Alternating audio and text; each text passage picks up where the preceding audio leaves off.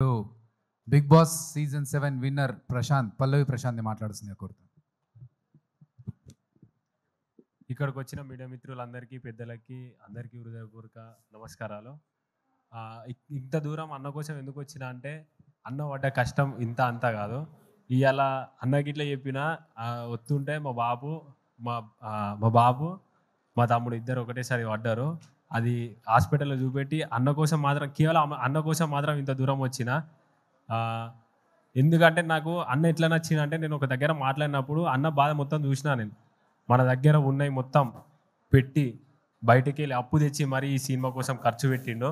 అన్న నిజంగా చెప్తున్నా, నా తరపున మనోళ్ళందరూ ఈ సినిమాని ఆదరిస్తారని ఖచ్చితంగా మనస్ఫూర్తిగా కోరుకుంటున్నా.